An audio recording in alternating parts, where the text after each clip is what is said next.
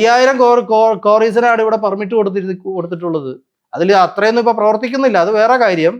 ഇടുക്കി ഡിസ്ട്രിക്റ്റിൽ തന്നെ ഈ ഡാമിന്റെ ചുറ്റുപാടുമായിട്ട് 50ഓളം കോറീസ് ഉണ്ട്. പണ്ടത്തെ പോലെയുള്ള ബ്ലാസ്റ്റിംഗ് അല്ല ഇപ്പൊ നടക്കുന്നത്. ഇപ്പോ ഇനോൾ ടെക്നോളജി വെച്ചിട്ടാണ് ബ്ലാസ്റ്റിംഗ് നടക്കുന്നത്. ഇലക്ട്രിക് ബ്ലാസ്റ്റിംഗ് ആണ്. അപ്പൊ ഈ ബ്ലാസ്റ്റിംഗ് ഒക്കെ നടക്കുമ്പോൾ ഇതിന് ഭൂമിയുടെ അടിത്തറ വരെ തുറന്നിട്ട് ഈ ബ്ലാസ്റ്റിംഗ് ഒക്കെ നടക്കുമ്പോൾ ഇതെല്ലാം ഡാമുകളെ ബാധിക്കുന്നുണ്ട്. എനിക്ക് ഭയമുള്ളത് ഈ മുല്ലപ്പെരിയാർ പൊട്ടുന്നതിന് മുമ്പ് ഇടുക്കി ഡാം പൊട്ടിത്തെറിച്ച് വരുമെന്നാണ്. 50 വർഷമായി അതും.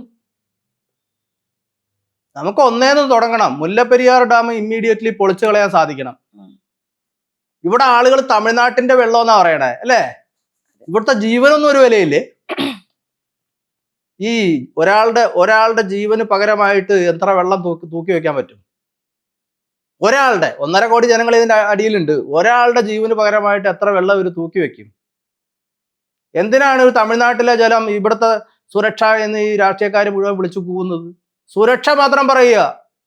പിന്നെ അവിടുത്തെ ജലത്തിന്റെ കാര്യം അവിടുത്തെ ഒരു മന്ത്രി തേനിയിൽ നിന്ന് സംസാരിച്ചല്ലോ. ഞങ്ങൾ 142 നിന്ന് 152 ജലനിരപ്പ് കൂട്ടാൻ പോണെന്ന്.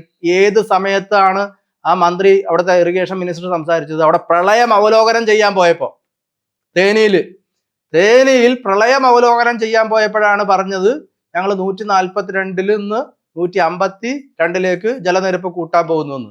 അപ്പൊ അവിടെ പ്രളയമുണ്ട്.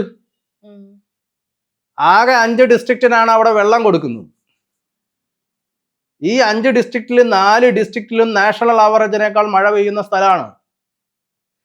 എന്നിട്ട് ഏതോ ഒരു സ്ഥലത്തെ വിണ്ട് കീറിയ പാടം കാണിച്ച് ഇതാണ് തമിഴ്നാട്ടിലെ സ്ഥിതി എന്ന് പറയുന്നത്. അവിടെ നമ്മുടെ വെള്ളം കിട്ടുന്നത് കൊണ്ട് അവർക്ക് ഒരുപാട് കാര്യങ്ങൾ ചെയ്യാൻ പറ്റുന്നുണ്ട്. അതുകൊണ്ട് ഈ പറയുന്ന പോലെ വെള്ളത്തിന് ഒരു വലിയ മരുഭൂമിയാണ്, സ്കാർസിറ്റി ഉണ്ടാവും, ആളുകൾ ചാവും. ഒരാളും ചാവാൻ പോകുന്നില്ല അവിടെ.